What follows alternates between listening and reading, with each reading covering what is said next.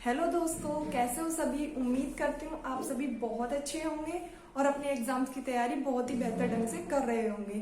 आइए आज मैं फिर एक बार आपका स्वागत करती हूँ अपने चैनल जिसका नाम है स्कूल होम स्टडी। इस चैनल के माध्यम से हमने क्लास 10 की जो सीबीएसई की साइंस थी उसके होल सिलेबस को कवर करने की एक सीरीज स्टार्ट की है, जिसमें कि हमने अपना पहला चैप्टर जिसका नाम है chemical reaction and equation complete कर लिया है और दूसरा चैप्टर जिसका नाम है एसिड बेस एंड सॉल्ट्स वो भी कंप्लीट कर लिया है। अब इसी सीरीज को आगे बढ़ाते हुए आज हम अपना तीसरा चैप्टर स्टार्ट करने जा रहे हैं जिसका नाम है metals and non metals. First और सेकेंड चैप्टर जो आपका क्लास 10 का है उसे आप हमारे चैनल पे जाकर के वीडियोस देख सकते हैं और अच्छे से उसे कवर कर सकते हैं। आइए तो आज की क्लास स्टार्ट करते हैं और देखते हैं क्या है हमारे इस चैप्टर में जिसका नाम है मेटल्स एंड नॉन मेटल्स। ठीक है, देखिए मेटल क्या होता है। A metal is an element which can form positive ions by losing electron. Losing electron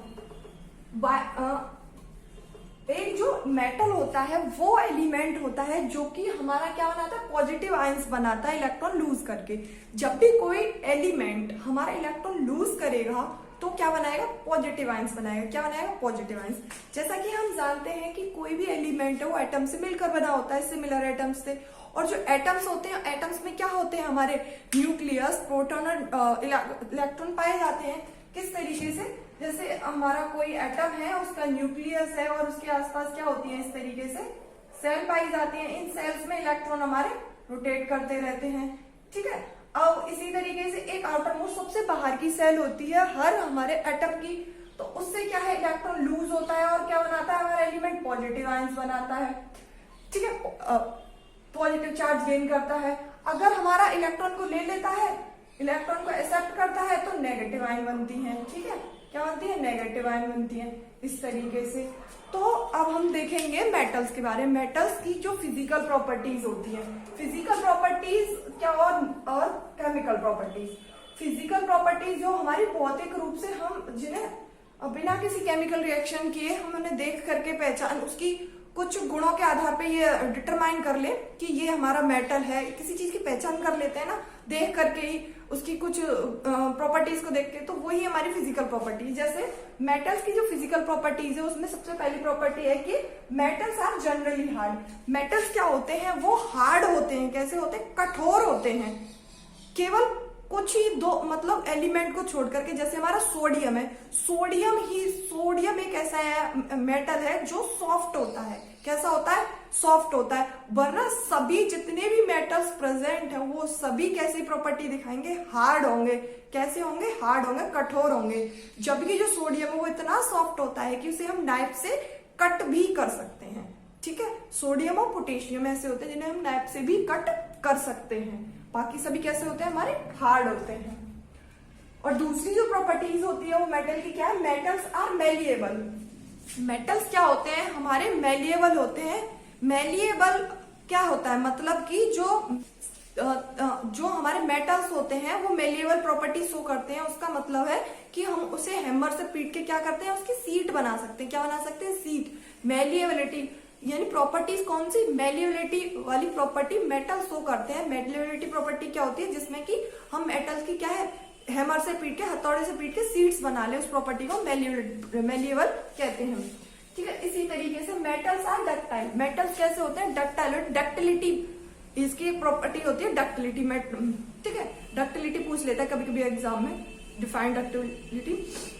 तो क्या होता है कि मेटल्स जो हैं उनके हम तार बना सकते हैं। इसी प्रॉपर्टीज को, मेटल की को हम क्या कहते हैं, डक्टिलिटी, या मेटल्स हमारे क्या होते हैं, डक्टाइल होते हैं, ऐसे हम कह सकते हैं। और उसके बाद अगली प्रॉपर्टी है चौथी, मेटल्स आर लस्ट्रियस। मेटल्स कहते हैं लस्ट्रियस। लस्ट्रियस मतलब चमकीले होते हैं, चमकने वाले होते हैं। देखा है ना, सोना चमकता है, सोना वो हमारा क्या है, मेटल ही है। सोना, चांदी वो भी चमकती है। इस तरीके से मेटल्स क्या होते हैं, हमारे चमकते हैं। और देखो मेटल्स मोस्टली सब चमकते हैं। ठीक है, आगे बढ़ते हैं। अगली प्रॉपर्टी है मेटल्स आर सॉलिड। मेटल्स कैसे होते हैं, ठोस अवस्था में होते हैं। कैसे होते हैं, ठोस होते हैं, सॉलिड होते हैं। केवल किसको छोड़ के, मरकरी। मरकरी मतलब पारा, देखा होगा थर्मामीटर जो डॉक्टर यूज करते हैं, उसमें व्हाइट व्हाइट सा कुछ पड़ा रहता है, वही होता है हमारा पारा। लेकिन वो क्या होता है, हमारा मेटल तो होता है लेकिन लिक्विड स्टेट में पाए जाने वाला वो एकमात्र हमारा मेटल होता है, बाकी सब सॉलिड स्टेट में पाए जाते हैं। आई बात समझ में? ठीक है, अगली प्रॉपर्टी पे बढ़ते हैं। अगली प्रॉपर्टी है मेटल्स आर स्नोरुअस। स्नोरुअस का मतलब वो प्रॉपर्टी होती है, स्नोरुअस की मतलब आवाज उत्पन्न करना। जब भी हम उसे हिट करते हैं किसी चीज से, मेटल्स को जब भी हिट करेंगे तो हमारा क्या है, साउंड प्रोड्यूस होता है। उस प्रॉपर्टी को स्नोरुअस कहते हैं। ठीक है, देखा होगा कि तांबा है, कभी भी हम उसे पीटते हैं तो क्या है, आवाज उत्पन्न होती है। ऐसे घर में एल्युमिनियम के बर्तन वगैरह होते हैं, उनको पीटते हैं, क्या है, हिट करते हैं तो आवाज उत्पन्न होती है। तो इस प्रॉपर्टी को हम स्नोरुअस कहते हैं। अगला, metals are good conductor of heat and electricity. Metals जो होते हैं वो कैसे अच्छे कंडक्टर होते हैं, किसके, हीट और इलेक्ट्रिसिटी। मेटल से इलेक्ट्रिसिटी और हीट हमारी आसानी से पास हो जाती है। देखा है ना, घर में एल्युमिनियम के तार इस्तेमाल होते हैं, कॉपर के तार इस्तेमाल होते हैं। ठीक है, इनसे हमारा क्या है, इलेक्ट्रिसिटी आराम से पास हो सकती है, हीट को भी ये पास करते हैं, तभी तो तार गर्म हो जाते हैं। अच्छे कंडक्टर होते हैं किसके, हीट के और इलेक्ट्रिसिटी के भी। जो हमारे मेटल्स होते हैं उनका मेल्टिंग पॉइंट और बॉइलिंग पॉइंट कैसा होता है, ज्यादा होता है। कैसा होता है, हाई होता है। ठीक है, इस तरीके से ये कुछ हमारी फिजिकल प्रॉपर्टीज है किसकी, मेटल्स की। आप इसका स्क्रीनशॉट ले लीजिए, फिर हम आगे बढ़ते हैं और इतना स्टार्ट करेंगे क्या, इसकी केमिकल प्रॉपर्टीज को। ओके, समझ आया? देखिए, अब देखते हैं हम क्या, केमिकल प्रॉपर्टीज ऑफ मेटल। क्या देखते हैं, chemical properties of metal. Metals किस तरीके से हमारे केमिकल प्रॉपर्टीज शो करते हैं। देखिए, reaction of metal with oxygen, पहला जो टॉपिक है हमारे एनसीईआरटी में वो है reaction of metal with oxygen. Oxygen के साथ मेटल्स किस तरीके से रिएक्ट करते हैं। अब ये ऑक्सीजन हमारी कहां से आती है, एयर से। देखिए, बहुत से एलिमेंट बहुत ज्यादा कैसे होते हैं, रिएक्टिव होते हैं, ऑक्सीजन के साथ रिएक्ट करके हमारा प्रोडक्ट बना लेते हैं, मेटल ऑक्साइड बना लेते हैं। ठीक है, मेटल ऑक्सीजन के साथ रिएक्ट करेगा, मेटल ऑक्साइड बनाएगा। यानी बहुत से तो बहुत जल्दी बना लेते हैं, और कुछ बनाते नहीं है, कुछ ज्यादा रिएक्टिव होते हैं और कुछ हल्के रिएक्टिव होते हैं और कुछ बिल्कुल भी रिएक्ट नहीं करते हैं। तो उसी बेसिस पे एक रिएक्टिविटी सीरीज है जिसे हम आगे डिस्कस करेंगे कि कौन से हमारे जो मेटल्स होते हैं ज्यादा रिएक्टिव होते हैं, कौन से कम होते हैं, कौन से मीडियम होते हैं। तो देखिए, हमने पहले वाले चैप्टर में देखा था मैग्नीशियम रेयन वाली एक एक्टिविटी थी, उसे बर्न कर रहे थे। मतलब ऑक्सीजन की प्रेजेंस में जब वो उसे हम ला रहे थे तो क्या है, ऑक्सीजन के साथ क्या था, बर्न हो रहा था किस फ्लेम के साथ, व्हाइट फ्लेम के साथ। वही है, देखिए मैग्नीशियम क्या है, हमारा मेटल है, ऑक्सीजन के साथ जब रिएक्ट करता है तो मैग्नीशियम ऑक्साइड बनाता है और व्हाइट कलर की फ्लेम के साथ बर्न होने लगता है। इसी तरीके से हमारा कॉपर है, जब ऑक्सीजन के साथ रिएक्ट करता है, वन तो नहीं होता, लेकिन देखा था हमने उस पर, यानी कि कॉपर जब ऑक्साइड बनाता है तो ग्रीन कलर की सी लेयर आ जाती है, तो वो हमारी कॉपर ऑक्साइड बनाता है। इस तरीके से कॉपर ऑक्सीजन के साथ रिएक्ट करके। उसी तरीके से एल्युमिनियम है, एल्युमिनियम पर जब ऑक्सीजन की रिएक्ट होती है तो वो क्या हमारा एल्युमिनियम ऑक्साइड बनाता है, उसका है Al2O3। ठीक है, ये magnesium oxide, magnesium oxide, copper oxide, ये एल्युमिनियम ऑक्साइड है। ठीक है, अब देखिए जो हमारा आयरन है, आयरन हमारा रिएक्ट करता ही नहीं है, मतलब वो बर्न होता ही नहीं है जब ऑक्सीजन के साथ कोई रिएक्शन नहीं शो करता। मतलब कि वो बर्नर के पास कितना भी ले जाए, आयरन हमारा बर्न नहीं होता। देखिए, सोडियम है, पोटेशियम है, ये कैसे होते हैं, ये हाईली रिएक्टिव होते हैं, हाईली रिएक्टिव होते हैं। तुरंत ऑक्सीजन के संपर्क में आते ही क्या है, जलने लगते हैं। क्या है, जलने लगते हैं। और अचानक अगर ये एकदम से डायरेक्ट कांटेक्ट में आ जाते हैं हमारे एयर के तो बर्न होते हैं और इसके कारण हमारी आग भी लग सकती है। इसीलिए हमेशा सोडियम और पोटेशियम को हम केरोसिन ऑयल में क्या है, डुबो कर रखते हैं। कभी केमिस्ट्री लैब में जाना, जब भी आपको कभी भी जरूरत पड़ेगी सोडियम या पोटेशियम की केमिस्ट्री लैब में, तो देखा होगा कि वो जो यानी कि निकाल के देते हैं, वो तो केरोसिन ऑयल में से निकाल के पेपर पे रब करके देते हैं। इसीलिए क्योंकि वो बहुत ज्यादा रिएक्टिव होते हैं, थोड़ी सी देर में ऑक्सीजन रिएक्ट करके बर्न करने लगते हैं। इसीलिए उन्हें केरोसिन में क्या है, हमेशा डिप करके रखा जाता है। इस तरीके से कुछ मेटल्स हमारे बहुत ज्यादा रिएक्टिव होते हैं, कुछ कम रिएक्टिव होते हैं, इसी तरीके से होता है और अपनी मेटल ऑक्साइड बनाते हैं। ठीक है, आप इसका स्क्रीनशॉट ले लीजिए, फिर आगे बढ़ते हैं।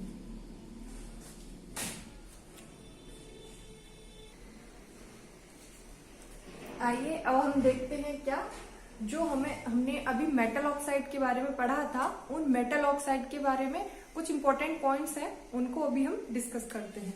देखिए, जो हमारे सिल्वर और गोल्ड होते हैं ना, सिल्वर और गोल्ड, वो कभी भी ऑक्सीजन के साथ रिएक्ट करके मेटल ऑक्साइड्स नहीं बनाते हैं।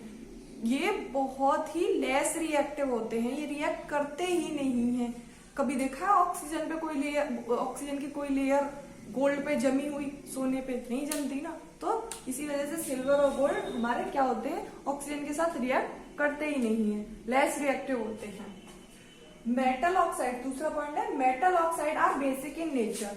मेटल ऑक्साइड जो होती है, मेटल जब ऑक्सीजन का साथ रिएक्ट करके जो मेटल ऑक्साइड्स बनाता है, उनका नेचर कैसा होता है, बेसिक नेचर होता है। कैसा नेचर होता है, बेसिक नेचर होता है। बेसिक नेचर का मतलब क्या है, मेटल ऑक्साइड बेसिक नेचर की होगी जब मेटल ऑक्साइड हमारी किसी एसिड के साथ रिएक्ट करेंगी तो सेम वही चीज, वही प्रोडक्ट देगी। जब हमारा एसिड और बेस आपस में रिएक्ट करते हैं, एसिड और बेस आपस में रिएक्ट करते हैं तो क्या बनता है, सॉल्ट प्लस वाटर। सेम उसी तरीके से मेटल ऑक्साइड जब हमारी किसी एसिड के साथ रिएक्ट करेंगी तो क्या देंगी, सॉल्ट और क्या देंगी, वाटर देंगी, सॉल्ट और वाटर देंगी। ठीक है, इसी तरीके से अगला पॉइंट है कि ज्यादातर हमारी जो मेटल ऑक्साइड्स होती हैं वो वाटर में डिजोल्व नहीं करती, सॉल्युबल नहीं होती हैं। क्या है, पानी में घुलती नहीं है। लेकिन जो हमारा सोडियम ऑक्साइड या पोटेशियम ऑक्साइड है वो वाटर में क्या होती है, सॉल्युबल होती है, वाटर में घुल जाती हैं। ठीक है, वाटर सॉल्युबल होती हैं और अपना नया प्रोडक्ट बनाती हैं। उसी तरीके से अगला पॉइंट है कि जो हमारी मेटल ऑक्साइड्स, ऐसी मेटल ऑक्साइड जो क्या एसिडिक और बेसिक दोनों बिहेवियर शो करती हैं। क्या करती हैं, एसिडिक और बेसिक दोनों बिहेवियर शो करती हैं, उन्हें हम एम्फोटेरिक ऑक्साइड कहते हैं। Amphoteric oxide, metal oxides which show both acidic and basic behaviour are known as amphoteric oxide. किस तरीके से, देखिए हमारी ये क्या है, एल्युमिनियम ऑक्साइड। क्या है, एल्युमिनियम ऑक्साइड है, एल्युमिनियम ऑक्साइड देख रहे हो। ये क्या है हमारा, हाइड्रोक्लोरिक एसिड है, हाइड्रोक्लोरिक एसिड है। ये देखिए ये क्या है हमारा, एल्युमिनियम ऑक्साइड है, ये HCl मतलब एसिड है, हाइड्रोक्लोरिक एसिड, और इसने रिएक्ट करके हमें क्या दिया, AlCl3 दिया। ठीक है, देख रहे हो इसके साथ ये रिएक्ट कर रही है और ये क्या है, एक तरीके से ये सॉल्ट बना रही है एल्युमिनियम क्लोराइड का, और ये क्या है हमारा वाटर बना रही है। ठीक है, आई बात समझ में। देखो किसके साथ रिएक्ट कर लिया, इसने एसिड के साथ रिएक्ट कर लिया। उसी तरीके से अगले देखो, यहाँ पर भी सेम वही है, क्या, एल्युमिनियम ऑक्साइड, लेकिन यहाँ अब क्या हो गया है, बेस। क्या है, ये बेस है, सोडियम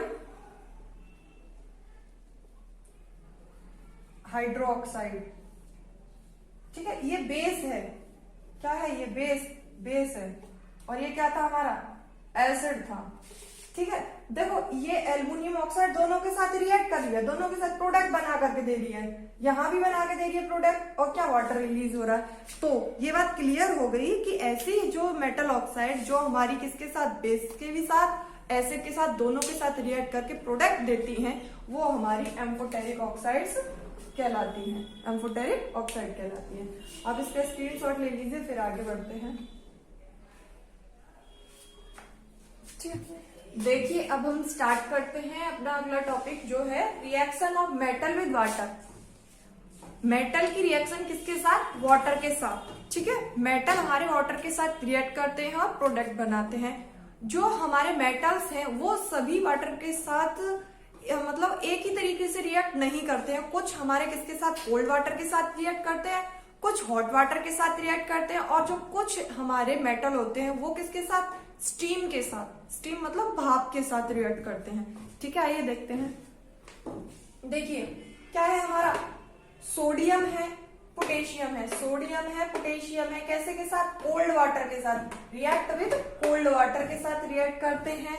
ठीक है, देखिए सोडियम हमारा सोडियम हाइड्रोक्साइड बनाता है, पोटेशियम हमारा वाटर के साथ पोटेशियम हाइड्रोक्साइड बनाता है, हाइड्रोजन गैस रिलीज होती है और साथ में क्या निकलती है, हीट निकलती है। इसी वजह से हम सोडियम और पोटेशियम को किस में रखते हैं, कैल्शियम में डुबो के रखते हैं, क्योंकि ये बहुत जल्दी रिएक्ट करते हैं और कैसे होते हैं, एक्सोथर्मिक होती है, हीट निकलती है, ऑक्साइड बना लेते हैं। ऑक्साइड के बाद क्या है, अगर हम वाटर के टच में आ जाते हैं, देखा अगर सोडियम का कोई टुकड़ा है, अगर हमने वो किस में फेंक दिया, सिंक में फेंक देते, एकदम से आग लग जाती है, क्योंकि सिंक में क्या होता है, वाटर का एक दो मॉलिक्यूल होता है, उसके साथ रिएक्ट करता है और उसके साथ रिएक्ट करके क्या है, वो आग पकड़ लेता है और बर्न होने लग जाता है। तो इसीलिए क्या होते हैं, हमारे एक्सोथर्मिक होते हैं। एक्सोथर्मिक मतलब कि हीट निकलती है जब भी सोडियम और पोटेशियम किसके साथ, वाटर के साथ रिएक्ट करते हैं। ठीक है, उसी तरीके से हमारा क्या है, इसी तरीके से हमारा ये तो हमारे हो गए कोल्ड वाटर के साथ रिएक्ट करने वाले। इसी तरीके से हमारा क्या है, कैल्शियम है, वो भी हमारा कोल्ड वाटर के साथ रिएक्ट करके क्या कैल्शियम हाइड्रोक्साइड बनाता है, लेकिन यहाँ कोई हीट नहीं निकलती है हमारी। ठीक है, अब आता है हॉट वाटर के साथ मैग्नीशियम है। मैग्नीशियम हमेशा हमारा कैसे हॉट वाटर के साथ रिएक्ट करेगा और क्या मैग्नीशियम हाइड्रोक्साइड बनाएगा और हाइड्रोजन गैस तो निकलेगी ही। जब भी वाटर के साथ मेटल रिएक्ट करेंगे तो हाइड्रोजन गैस निकलेगी। अब देखिए स्टीम के साथ एल्युमिनियम है, जिंक है, आयरन है, ये ना तो कोल्ड वाटर के साथ रिएक्ट करते हैं ना ही हॉट वाटर के साथ, ये किसके साथ, स्टीम के साथ, भाप जो होती है उसके साथ रिएक्ट करते हैं और अपनी अपनी क्या है प्रोडक्ट बनाते हैं। एल्यूमिनियम ऑक्साइड बनाता है, जिंक ऑक्साइड बनाता है और जो हमारा आयरन होता है वो आयरन ऑक्साइड बनाता है और हाइड्रोजन गैस सब में निकलती है। इस तरीके से क्या है, हमारे मेटल्स क्या है रिएक्ट करते हैं किसके साथ, वाटर के साथ। आप इसका स्क्रीनशॉट लीजिए फिर आगे बढ़ते हैं। मेटल विद वाटर, देखिए वाटर के साथ हमने देख लिया था कुछ मेटल्स कैसे हमारे कोल्ड वाटर के साथ रिएक्ट करते थे, कुछ हॉट वाटर के साथ रिएक्ट कर रहे थे और कुछ हमारे स्टीम के साथ रिएक्ट कर रहे थे। लेकिन कुछ ऐसे भी मेटल्स होते हैं जो हमारे ना कोल्ड वाटर, ना हॉट वाटर, ना स्टीम के साथ रिएक्ट करते, जैसे हमारे लीड है, कॉपर है, सिल्वर है, गोल्ड है, ये हमारे किसी के भी साथ रिएक्ट नहीं कर रहे, चाहे कोल्ड वाटर हो, हॉट वाटर हो, चाहे स्टीम क्यों ना हो, किसी के साथ रिएक्ट करके प्रोडक्ट नहीं बनाते हैं। इसी तरीके से अगला जो है हमारा वो है reaction of metal with dilute acid. Dilute acid के साथ मेटल रिएक्ट करते हैं और प्रोडक्ट बनाते हैं। कैसे, एसिड और मतलब एसिड क्या, मेटल और डाइल्यूट एसिड, मेटल और डाइल्यूट एसिड। ठीक है, ये देखिए मेटल और डाइल्यूट एसिड जब रिएक्ट करते हैं तो क्या मेटल का सॉल्ट बनता है और हाइड्रोजन गैस रिलीज होती है। ठीक है, देखिए सोडियम है हमारा किसके, डाइल्यूट एसिड हमारा हाइड्रोक्लोरिक एसिड, HCl के साथ रिएक्ट कर रहा है, क्या सॉल्ट बना रहा है, NaCl, कॉमन सॉल्ट जिसे कहते हैं, हाइड्रोजन गैस रिलीज हो रही है। उसी तरीके से जिंक है, HCl के साथ रिएक्ट कर रहा है, जिंक क्लोराइड बना रहा है, जिंक क्लोराइड का सॉल्ट बनाता है।